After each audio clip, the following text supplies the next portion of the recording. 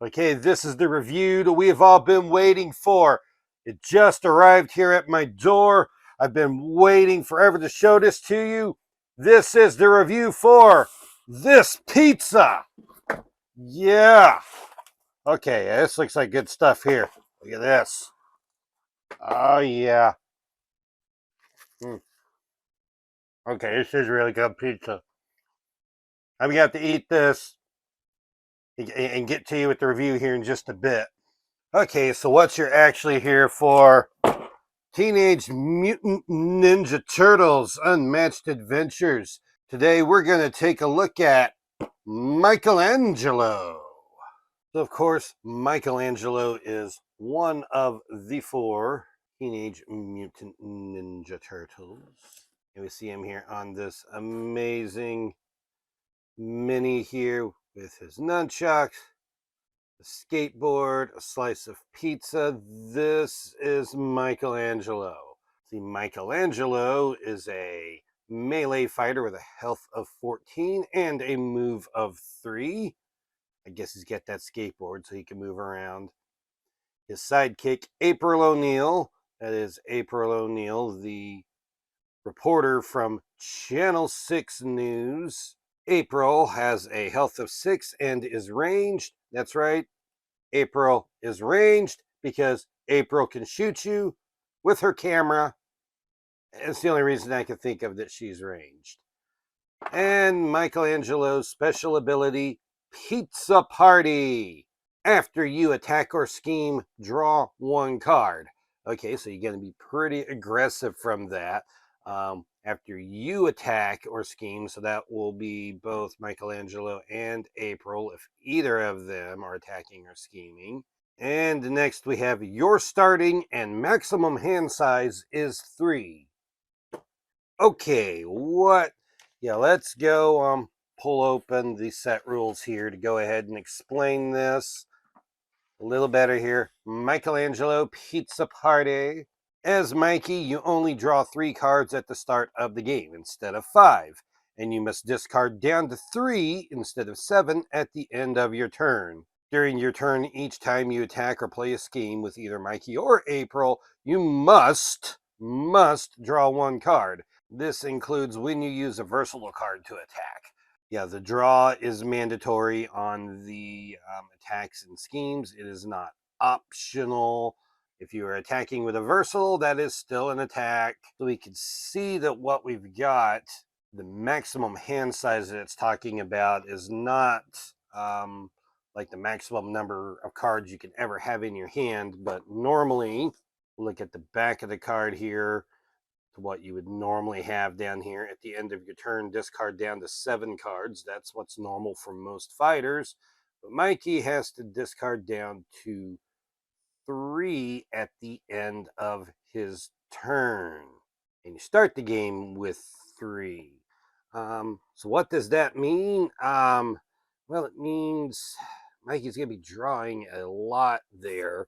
So he's going to have to be playing cards a lot. He's going to be staying in there, throwing attacks and schemes in there a lot, because he's going to have to use a lot of cards, because the chances of him having more than 3 in hand and having to discard down at the end of his turn is going to be pretty high.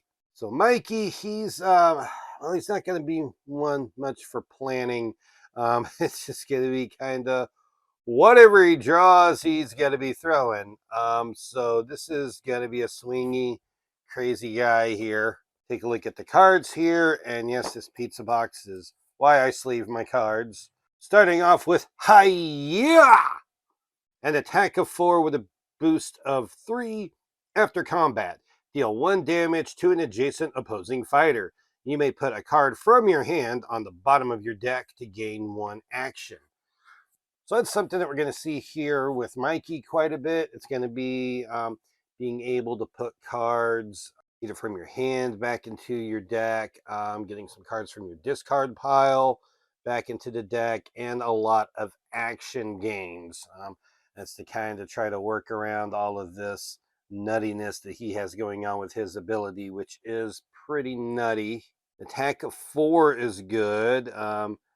dealing damage to an adjacent fighter. If they don't run off, you get to smack them with something. Boisterous Beatdown, which is Booyakasha, it says. That's a word. Attack of 2, boost of 1. After combat, gain 1 action. If you won the combat, gain 2 actions instead. Now, most of the time, you're not winning actions with 2, although if you throw this at those sidekicks, particularly those annoying 1 health sidekicks, that can end up gaining you 2 actions and get you a chance to be able to use and play some of those cards out of your hand. Turtle Power. This is a turtle common card that each of the turtles have. An attack of 3, boost of 3. During combat, you may boost this attack. So, yeah, just a 3 that you can boost. Cowabunga, which we knew was going to be a card. This card here is one of Kevin Eastman's alternate artwork cards, which you can see they did his signature in it in foil, which is awesome. I didn't put all of the alternate arts in my deck. I just have Eastman's card here. This is a versatile of 3 with a boost of 2. During combat, add +1 to this card's value for each other card you played this turn. Okay, so on defense, I mean, unless you're playing against someone that's got like a bunch of action gains or something, this is not ever going to really be more than a 4 defensively. But on your turn, well, this could be quite a bit here because you could have quite a number of cards you could play there. I mean, we've seen action gains and stuff in there. And that's going to be every card that you play, whether that be an attack or a scheme. The card you boost with doesn't count. You didn't play that when you boosted with it, so you don't get to count that. But yeah, you could ramp this up for quite a bit. Heroes in a Half Shell. This is the other Turtle Common card. This is a defense of 5 with a boost of 2, but just a blank 5, which, hey, blank 5s are pretty great. Nunchaku. So most of you that have played Unmatched for a while recognize this. This is a card from Bruce Lee's deck. Each of the turtles will end up with a card that is named after their signature weapon. Mikey having the nunchucks, so it felt like a good fit there to have Nunchaku from Bruce Lee's deck. The effects here also work really well for Mikey. Add +1 to the value of Michelangelo's attacks this turn and gain an action. And also remember, since this is a scheme, this also draws a card. So you're adding +1 to the values, you're gaining an action, and you're getting card draw off of it. So pretty good. Michelangelo is a party dude. And this is the foil card for Mikey. The foil card for each of the 4 turtles is their line from the theme song of the 1987 series. Each friendly fighter recovers 1 health. So you just gain health. So in a regular game, this would be Mikey and April if she's still around. In Unmatched Adventures, this will be every friendly fighter. So it's going to be every hero and sidekick that is still in the game at that point recovers a health. So that is going to be a lot there in Unmatched Adventures. 2v2, this would also heal your partners up. Remember, this also does get the card draw on it. Now, the 1 health, hey, 1 health is something. It's not like nothing. If you're in a position where you're needing to draw and you're not needing to necessarily reposition, then this could be a pretty good card to play there to go ahead and get the health instead of the movement because you do get the draw off of it. So now that we're through all of Mikey's cards, let's take a look at April's. We'll start off with Hard-Hitting Investigation. This is an attack of 0. 0? 0. Wow, 0. As a boost of 3. After combat, deal 1 damage to the opposing fighter, gain 1 action. So you get to deal the damage to them. That's pretty cool. And you gain an action. So this is kind of like a fake out. And remember, because of the ability, you also draw a card off of that. So this is gaining you a card and gaining you an action. Shell insertion. Which a little play on words there. Shell insertion. I like it. Boost of 3. Choose 2 different effects. Each opponent discards 1 card. Move a friendly fighter up to 2 spaces.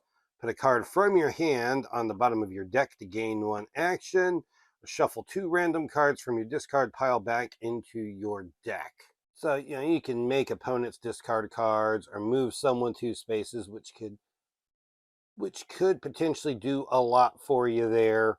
But I think those bottom 2, with just how things are going to go with Mikey, these are going to be really important effects that you're going to want to be able to get both of these off. And hopefully you keep April around long enough to be able to get those bottom 2.